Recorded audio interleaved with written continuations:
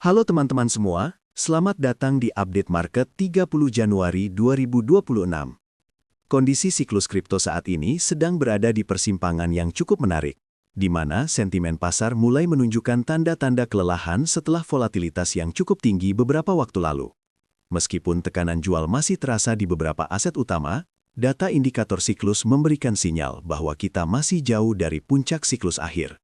Hari ini kita akan membedah bagaimana kebijakan makro global dan data indikator on-chain memberikan gambaran besar untuk pergerakan harga ke depan. Sebelum kita masuk ke pembahasan yang lebih mendalam, perlu diingat bahwa seluruh konten dalam video ini murni bertujuan untuk edukasi dan berbagi informasi. Analisis ini tidak dimaksudkan sebagai nasihat keuangan atau ajakan untuk melakukan transaksi tertentu. Pasar aset kripto memiliki resiko yang sangat tinggi. Jadi, pastikan teman-teman selalu melakukan riset mandiri secara mendalam sebelum mengambil keputusan apapun di market. Kita lanjut ke pembahasan berikutnya mengenai kalender ekonomi global yang baru saja rilis.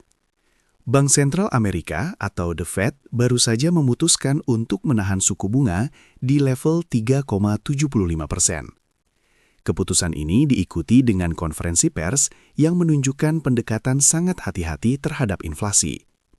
Selain itu, hari ini fokus pasar beralih ke Eropa dengan rilis data pertumbuhan GDP dari Prancis, Jerman, dan kawasan Euro secara keseluruhan. Angka inflasi awal Januari di Jerman juga diprediksi akan naik ke angka 2%, yang bisa membuat kondisi market kembali sensitif terhadap pergerakan dolar. Berita makro pertama yang menjadi perhatian adalah sinyal dari Federal Reserve untuk menghentikan sementara kenaikan suku bunga. Keputusan untuk mempertahankan suku bunga tetap stabil ini memberikan sedikit ruang nafas bagi aset berisiko. Secara historis, jeda seperti ini seringkali memicu sentimen positif jangka pendek di pasar kripto. Bagi Bitcoin dan Ethereum, lingkungan suku bunga yang stabil dapat mengurangi tekanan jual yang biasanya dipicu oleh kenaikan biaya pinjaman global, sehingga kepercayaan investor cenderung terjaga. Berita kedua datang dari benua biru, di mana inflasi kawasan Euro mulai mereda sedikit ke angka 9,2% di bulan Desember. Meskipun inflasi inti masih terasa cukup tinggi di level 5%, penurunan ini menunjukkan adanya stabilitas pada harga energi. Kondisi ini membuat pasar berekspektasi bahwa Bank Sentral Eropa mungkin tidak akan terlalu agresif lagi. Bagi kita para pelaku pasar kripto, stabilitas inflasi global ini sangat mendukung peran Bitcoin sebagai aset alternatif di tengah kebijakan moneter yang mulai melunak. Selain itu, kabar dari Asia juga tidak kalah penting. Pemerintah Cina dilaporkan tengah menyiapkan langkah stimulus fiskal dan moneter baru untuk menggenjot pertumbuhan ekonomi mereka. Strategi ini termasuk pemotongan pajak dan pelonggaran rasio cadangan bank. Stimulus besar dari kekuatan ekonomi kedua dunia ini biasanya berdampak langsung pada likuiditas global. Jika likuiditas meningkat, aset kripto seringkali menjadi tujuan aliran modal investor yang mencari imbal hasil lebih tinggi, sehingga pergerakan market bisa mulai menguat kembali. Melihat kondisi psikologis pasar, indeks Fear and Greed saat ini berada di skor 38 dengan kategori fear atau takut. Jika kita perhatikan historis dalam seminggu terakhir, suasana hati market memang cenderung stagnan di area ketakutan ini, bahkan sempat menyentuh angka 29.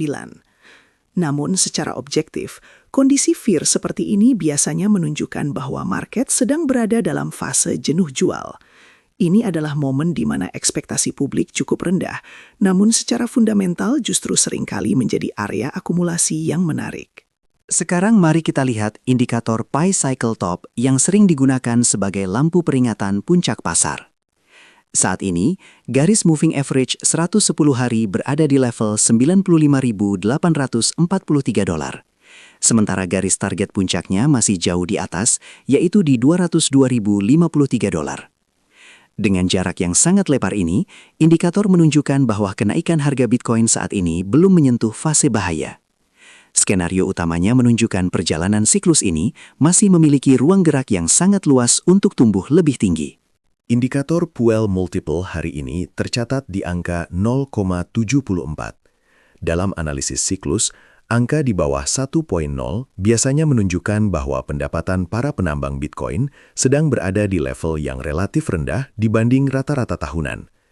Ini adalah fase yang secara historis jarang terjadi saat harga berada di puncak. Sebaliknya, posisi ini cenderung mencerminkan fase konsolidasi atau akumulasi jangka panjang.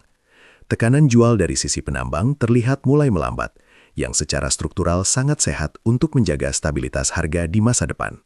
Dari sekian banyak indikator siklus yang kita pantau, ada 3 yang paling menarik perhatian hari ini. Pertama, Bitcoin AHR 999 berada di 0,49, yang secara historis merupakan zona beli yang sangat murah. Kedua, RSI harian berada di level 38,9, menandakan pasar sudah cukup jenuh secara teknikal. Terakhir, indeks musim altcoin masih di angka 32. Artinya, dominasi Bitcoin masih sangat kuat, dan panggung untuk koin lain biasanya baru akan terbuka setelah angka ini melewati 75.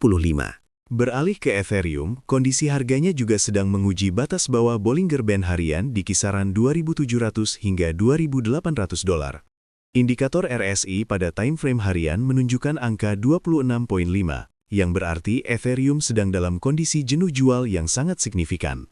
Skenario utamanya adalah pergerakan mulai menguat kembali menuju level 3073 sebagai area target jangka menengah.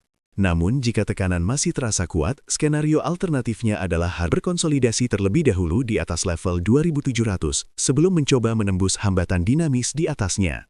Pergerakan Solana terlihat cukup stabil di dekat batas bawah Bollinger Band harian pada level 113 dolar. Saat ini, RSI berada di level ekstrim 23,8 yang mengindikasikan peluang terjadinya pembalikan arah cukup tinggi. Skenario utamanya adalah pergerakan harga menuju target pertama di 124 dolar hingga target puncak di 137 dolar jika momentum pulih. Namun, kita perlu waspada jika harga menembus di bawah 111 dolar, karena itu bisa memicu pelemahan lebih lanjut sebelum menemukan pijakan baru. Untuk XRP, tekanan jual mulai melambat di sekitar area 1,80 dolar. Kondisi RSI yang sangat rendah di angka 25 pada grafik harian memberikan gambaran bahwa pasar sedang bersiap untuk melakukan retest ke atas. Skenario utama yang diharapkan adalah pantulan harga menuju level 1,94 hingga 1,96 dolar.